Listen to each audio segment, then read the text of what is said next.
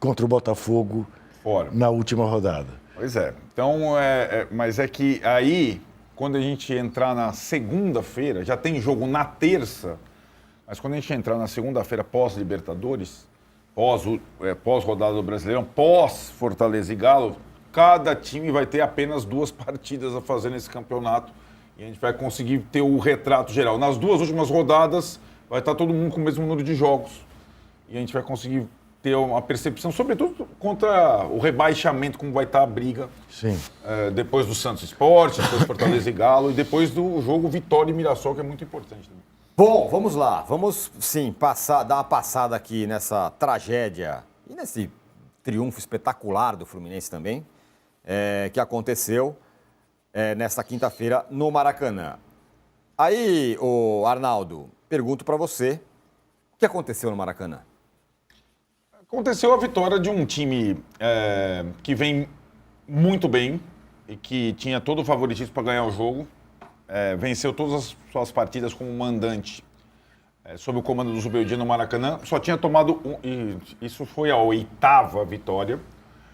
Só tinha tomado 1 gol de pênalti do Jorginho do Flamengo. Então venceu o Flamengo, venceu o Mirassol e venceria o São Paulo. O que a gente não sabia é como ele venceria o São Paulo. E depois desse gol de pênalti no início foi um massacre. Parecia um jogo de profissional contra time amador. E eu acho que quando você vai enfrentar um time que está numa situação muito melhor que a tua, você tem que tomar algumas precauções. O São Paulo não tomou. Não é que ele não tomou só na escalação, na distribuição tática, não tomou quanto instituição. A derrota diz muito sobre o ano do São Paulo. E o troféu que o Juca traz aqui é um retrato fiel do ano do São Paulo, que é um ano de completo abandono. Então o São Paulo foi ao Maracanã sem presidente, sem diretor de futebol, sem 16 jogadores. E assim, cara, você não consegue ganhar nenhuma partida, né? Nenhuma partida importante. O São Paulo está abandonado. Né? E num prenúncio do que vai ser o ano político de 2026, eles resolveram rachar em 2025. E só não é pior a situação porque o São Paulo não está na posição do Santos, do Inter, do Vitória, do Fortaleza, porque senão o São Paulo cairia para a segunda divisão. Porque hoje o São Paulo talvez só jogue mais que o Sport, jogue futebol mais que o Sport. Como ele fez alguns pontos, ele está livre dessa situação.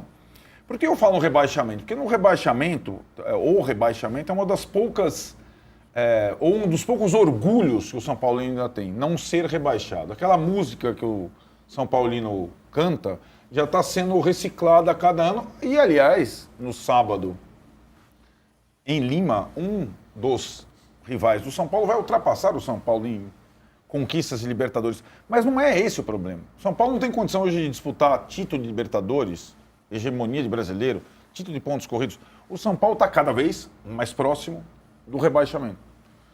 E o ano que vem, para mim, é o que eu falo, que pode piorar, meu destaque.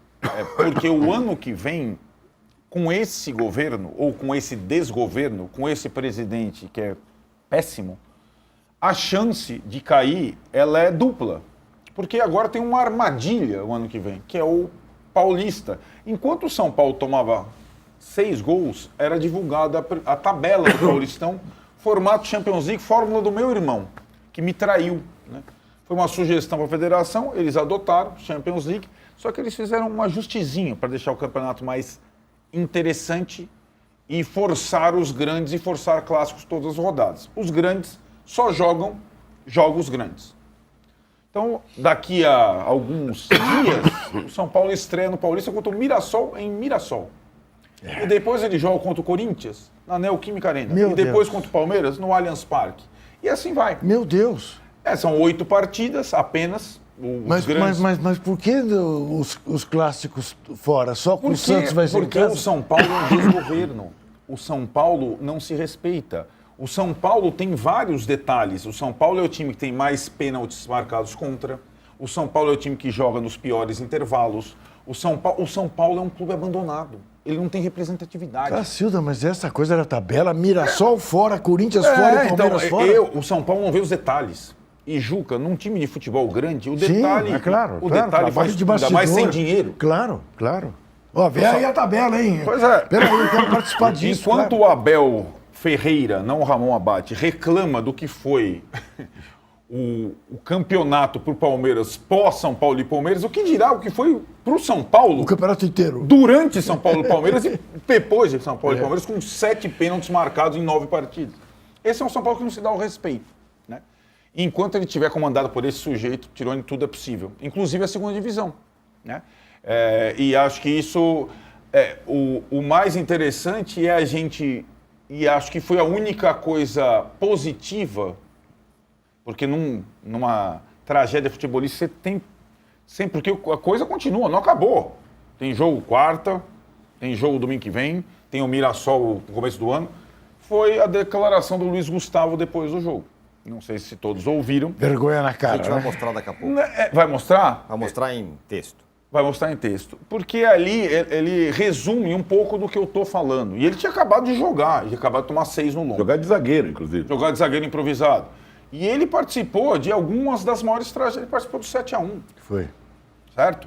Ele tem Know-how. know-how Isso. no assunto. E só para pegar o Luiz Gustavo como exemplo, tem muito torcedor que confunde um pouco quando um time toma de 6, 7. Os jogadores não correram, os jogadores fazem corpo mole. O jogador de futebol, de time grande, de seleção grande, que toma uma goleada, ele fica marcado pro resto da vida. Ninguém faz isso de propósito. Não dividiu, não disputou. O jogador, salvo raras exceções, o cara fica marcado pro resto da vida. A pior coisa não é exatamente pro Cartola, que nós estamos culpando, e o Luiz Gustavo deu nome aos bois, ou sem dar nome aos bois, Sim. ele Mostrou disse quem era tudo. responsável. Exato. Mas para o jogador é péssimo. E esses goleiros reservas que eu citei, muitas vezes eles nunca mais tiveram chance das goleadas do São Paulo de ter algo na carreira porque eles tomaram 6, 7, sem necessariamente terem culpa nessa situação. Para o jogador é o pior dos mundos. Então, o torcedor só entenda que ele que não pode nem ir mais ao estádio do São Paulo, porque o presidente foge da torcida, que ele tem que continuar espevinhando esses caras. E esses caras não são exatamente os jogadores do time, são os comandantes do time, até tirar os caras do poder.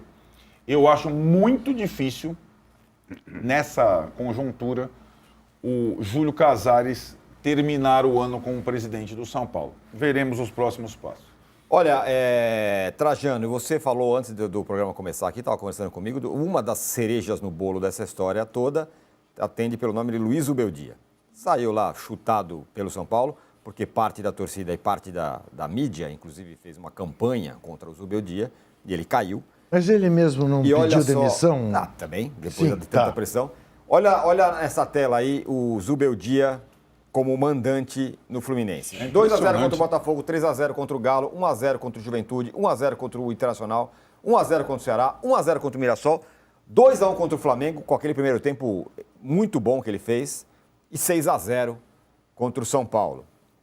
Perdeu para o Vasco no Maracanã, mas era como visitante. É esse aí, é o Zubeldia como mandante, ele no Maracanã, o Trajano. É uma cereja. Ele até mudou o layout, né?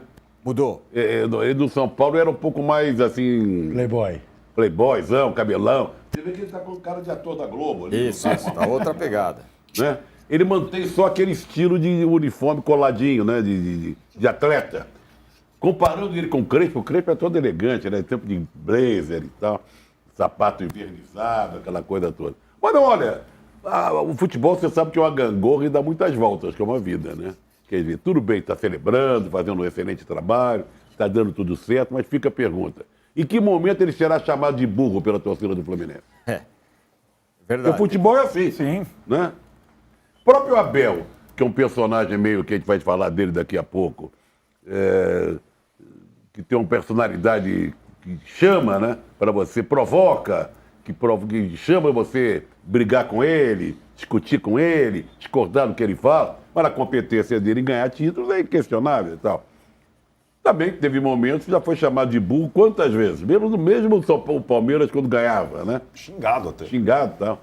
Coisa aliás que ele não se conforma, né? Guardou até. Tá guardado. Depois o Danilo explica. Falaremos sim também, claro, daqui a pouco sobre a final, sobre o Abel e tudo mais.